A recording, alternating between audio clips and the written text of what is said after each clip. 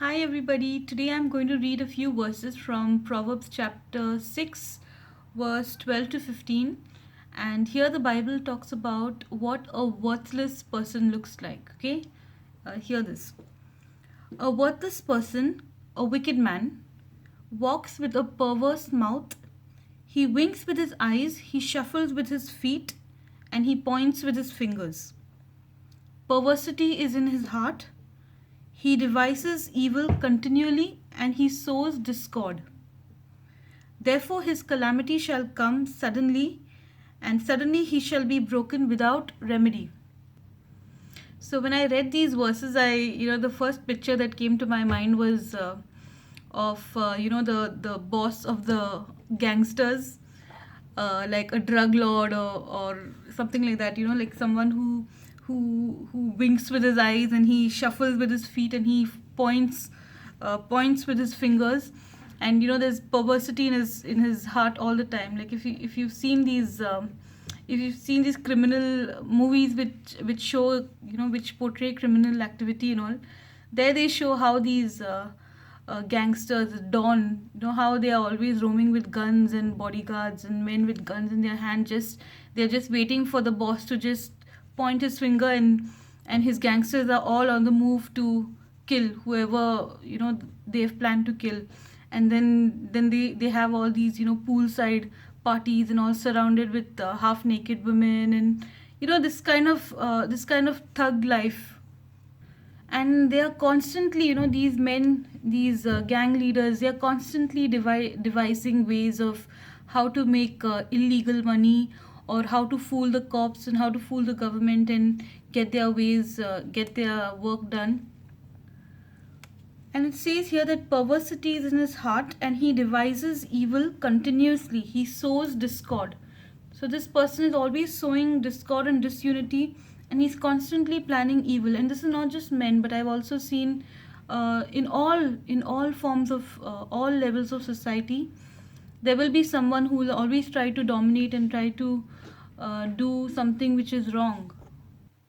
So we see innocent girls and boys being trafficked into sex slavery. In even in governments, we see corrupt government officials, how they take bribes to reach to the top, or they give bribes to reach to the top. Then in business, we see how business people, they manipulate and they try to create a monopoly to get dominance over the market.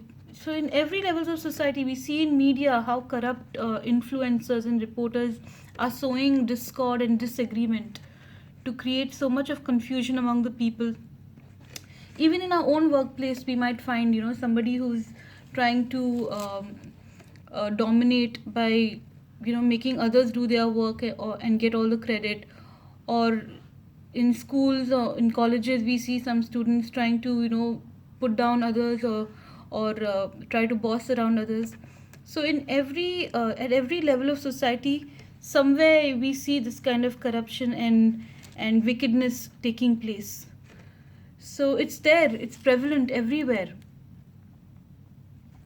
So the Bible says that therefore his calamity shall come suddenly, and suddenly he shall be broken without remedy. Because we serve a God of justice and judgment. Our God is just. He has paid a heavy price to for the forgiveness of our sins. But every person who is indulging in wickedness and trying to hurt the innocent has to face God's judgment.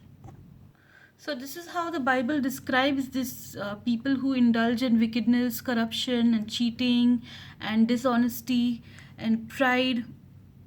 The Bible describes them as worthless. He has no worth.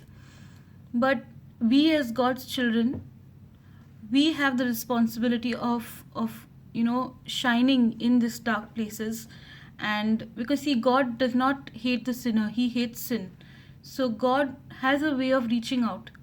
So we are his way, we are his vessel of reaching out in these places and to these people. And we need to take our position, our stand, to expose darkness, and to bring that person who is doing these bad things to the light. We can do that. God has given us, Jesus has won the authority. We have the authority. He has won all the authority. We think, oh, who's going to go and go to these places and do, we don't have to go do big things right now, which we can when God leads us. But in little ways, at our workplace, in our schools, wherever we are at, we can expose darkness and reach out with love to that person who is enslaved by these things, corruption and all. So let's do our part, because we don't want the sinner to, suddenly calamity shall come upon him and he shall be broken. We don't want that to happen to anyone, because God has given us a heart of love and we want everyone to be saved and come into the grace of Jesus Christ. God bless you guys. Bye.